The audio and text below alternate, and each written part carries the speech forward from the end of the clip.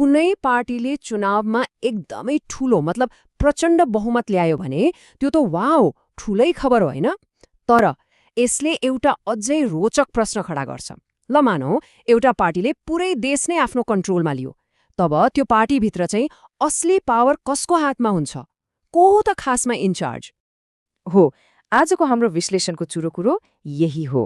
जब पार्टीले राज्यलाई चलाउँछ तब त्यो पार्टीलाई चाहिँ कसले चलाउँछ?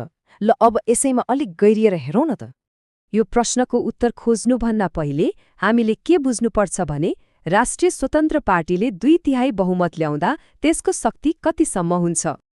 एकछिन कल्पना गरौँ त, लगभग 184 भन्दा बढी सिट।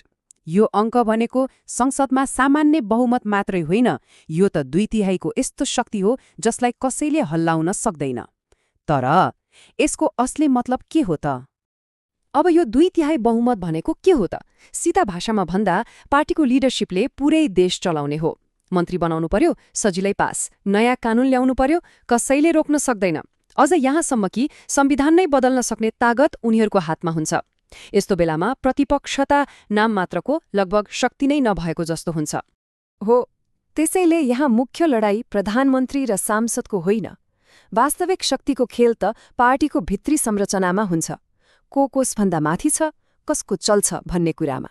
र यही पार्टीभित्र हामीले शक्तिका 2वटा मुख्य केन्द्रहरू देख्न सक्छौं।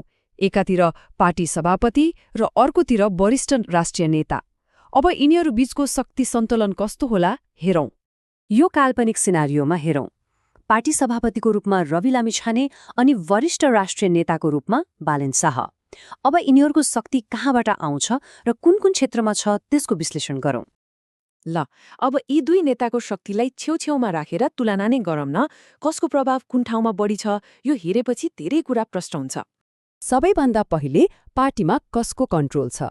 सभापति भएको नाताले रवि लामिछानेको पार्टीको हरेक संरचना र निर्णयमा पकड हुन्छ। धेरैजसो सांसदहरू पनि उहाँकै नेतृत्वमा चुनाव जितेर आएका हुनाले उहाँप्रति नै वफादार हुन्छन्। अर्कोतिर बालेन शाह वरिष्ठ नेता त हुन्, तर पार्टी संगठनमा उहाँको सीधा नियन्त्रण हुँदैन। तर उहाँको लोकप्रियताले गर्दा केही सांसदहरू उहाँको पक्षमा लाग्न सक्छन्। अब सरकार र नीति नियमको कुरा गरौँ। यहाँनिर समीकरण अलि फरक छ।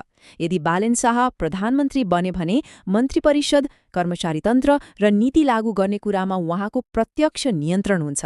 रवि लामिछानेले चाहिँ पार्टी मार्फत घुमाउरो पाराले मात्र प्रभाव पार्न सक्छन्।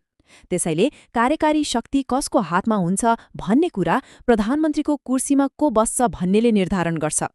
जनता र मिडियामा चाहिँ कसको पकड बलियो होला? रवि लामिछानेको राजनीतिक आधार बलियो छ, अनि उहाँ पूर्व पत्रकार पनि भएकोले मिडियालाई कसरी प्रयोग गर्ने भन्ने राम्ररी थाहा छ। तर बालेन शाहको अपिल अर्कै तहको छ, होइन त? खास गरी युवा र शहरिया मतदातामा उहाँको क्रेज असाधारण छ। उहाँ त अहिलेको सिस्टमको विरुद्धको एक प्रतीक जस्तै भाइरल फिगर हुनुहुन्छ। चुनावको बेला मान्छेलाई कसले परिचालन गर्न सक्छ? रविसँग देशभरि फैलिएको पार्टीको संगठन छ। बालेनसँग चाहिँ उहाँको व्यक्तिगत करिश्मा र उहाँको नाममा चल्ने लहर छ। अब भविष्यको नेतृत्वको कुरा गर्दा रवि एउटा संस्थागत राजनीतिक नेता हुनुहुन्छ भने बालेन करिश्माले चलेका राष्ट्रिय नेता। भविष्य कसको बलियो छ अहिले भन्न अलिक गाह्रो छ। ल त यो सबै विश्लेषणलाई एकै ठाउँमा राखेर हेर्दा के देखिन्छ? पार्टीको संस्थागत शक्तिमा रवि अगाडि देखिन्छन्। तर यदि प्रधानमन्त्री बन्ने हो भने सरकार चलाउने शक्ति र जनताको समर्थनमा बालेन हाबी हुन्छन्। समग्र प्रणालीमाथि नियन्त्रणको कुरा गर्दा चाहिँ पार्टी संयन्त्र हातमा भएकाले रविलाई थोरै भए पनि फाइदा देखिन्छ। यो जुन द्वन्द्व छ नि, यसलाई हामी 2 फरक किसिमको शक्तिको लडाई भनेर बुझ्न सक्छौं। एकातिर छ द मसिन अर्थात् राजनीतिक संगठन र अर्कोतिर छ द न्यारेटिभ अर्थात् देशको बहस र जनमत। एकदम सरल भाषामा भन्दा रवि लामिछानेले राजनीतिक मेसिनलाई चलाउनुहुन्छ।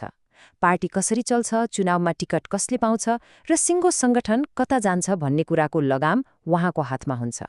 अर्कोतिर बालेन शाहले चाहिँ सरकार र राष्ट्रिय बहसलाई नै आफ्नो नियन्त्रणमा लिन सक्छन्। देशको एजेन्डा के हुने, मान्छेले के सोच्ने र सरकारले के गर्ने भन्ने कुरामा उहाँको ठूलो प्रभाव पर्न सक्छ।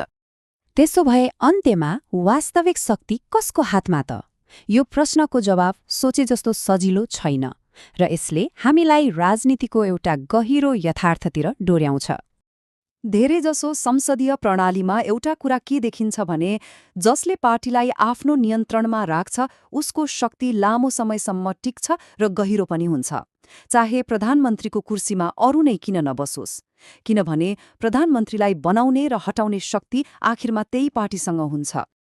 अनि यो सबै विश्लेषणले हामीलाई एउटा अन्तिम तर सबैभन्दा महत्त्वपूर्ण प्रश्नमा ल्याएर छोड्छ। खासमा ठूलो कुरा के हो त, कुर्सीमा बस्ने पद कि त्यो कुर्सीमा कसलाई बसाल्ने भनेर निर्णय गर्ने संगठन हो? यही प्रश्नको उत्तरमा नै भविष्यको राजनीति कता जान्छ भन्ने कुरा लुकेको छ।